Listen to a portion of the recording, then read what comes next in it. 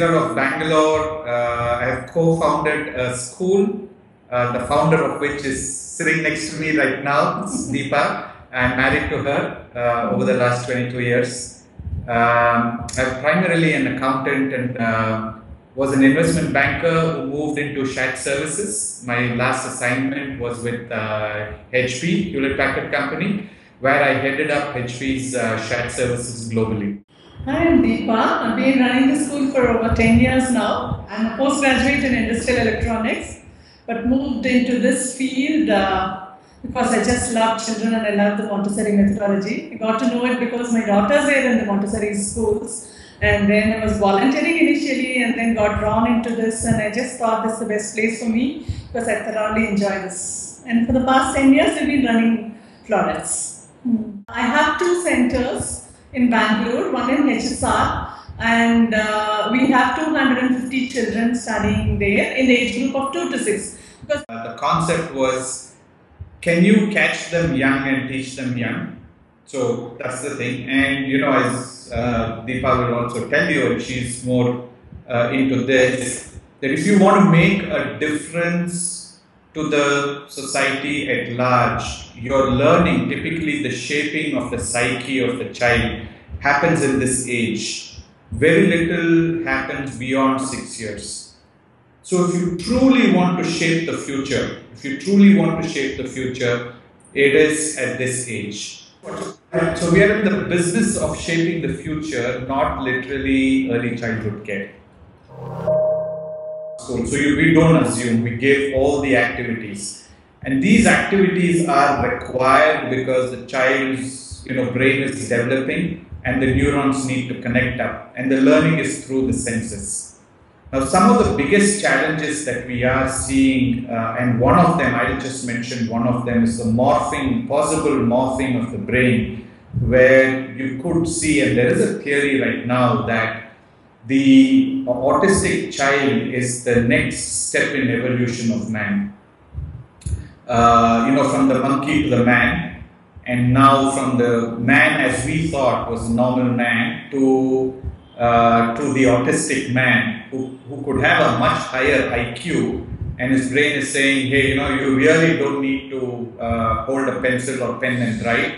There are enough gadgets to take care of that. Children are fascinated, more than children, parents are also fascinated with all the technology, and it has really dampened their psychological for example, the use of touch screens, because children are actually drawn towards that because there is something to touch and feel and the signs and the visual things. So they have a natural affinity towards meddling with all those things because they need to touch and feel everything that they see. See, but what happens is this, it affects the tips, the neurons at the tips of the fingers, and indirectly it destroys the gray cells. And gray cells are something which is really required for growth, right? And particularly this is a formative age.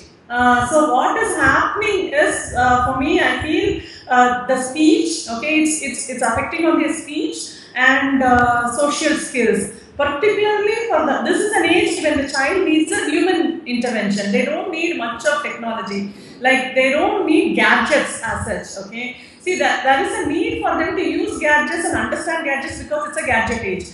But it is already, if you expose them to all these things, probably after 6 years, but before 6 years, all that they need is a human touch, because I want them to grow as a healthy human individual.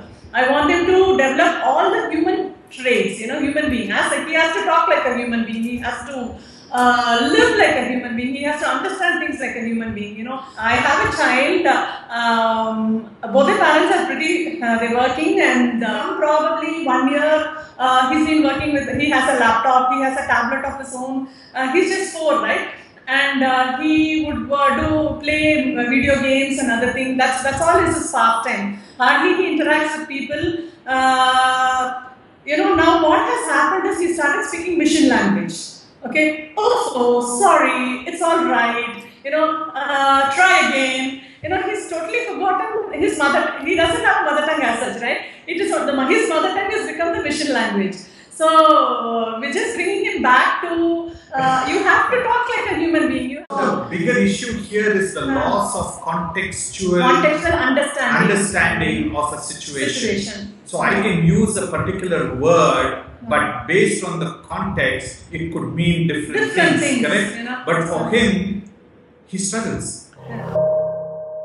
So if you look at the new age technology and the new style of technology and how it's getting used, so if you talk of mobility, you talk of cloud computing, or you talk of security within those complex technological environments, what you're seeing is these guys, since they were born with these gadgets, literally they were born into an age with gadgets in, their use or understanding of gadgetry is extremely good. And they have been born into social media, correct? So if I see, for example, if I see my daughter, her ability to collaborate across the world is way ahead of what I do at this age. So the plus side I can see is better use of technology, better leverage of technology to do things faster, more convenient. The collaboration skills are much higher. So what I'm going to see is possibly better teamwork using technology. Maybe not better teamwork being with one another, but better teamwork using technology, and therefore much more globalization getting done domestically. So I can sit at home and be global, just like a crowdsourcing, correct? Typically, like what you're doing right now. So, so this comes naturally to this generation and to these kids. And also, what I will see is that there will be more skills that will be born out of this bill. They will find out and invent skill sets that will make them useful and get them the money that they want to sustain themselves. I also see these kids are not under pressure for money because the capital formation pressures were at our age group. When we were growing up, we needed that capital, we needed that thing. So I think that pressure is slightly off from some of these kids. And so the pursuit towards excellence, the pursuit towards I'm doing this because I love it, is what we will see happening. Also in the workspace, you may end up getting, and this is just a hypothesis, more happy people. Not people who are grumpy and just landed up there because they need to make a living. So there were many of us who just landed up at their jobs because there were no other options left and we needed to make a living, and we ended up doing that. But today I think these kids would have slightly more options, and with the help of technology actually will find more options. Technology has disintermediated business significantly. So you will find those niches where you are going to be able to make some, make a living and make a decent living. And with these collaboration skills that these guys are coming up with, I can see a huge thing. Now the downside that we are seeing is loss of flexibility. So if something doesn't work to the precision of a machine, as they say, when it rains, it pours. And at times things can go wrong. So when it goes wrong, their ability to handle that and say, okay, what next? What do I do? Okay, something has gone wrong. What do I do now?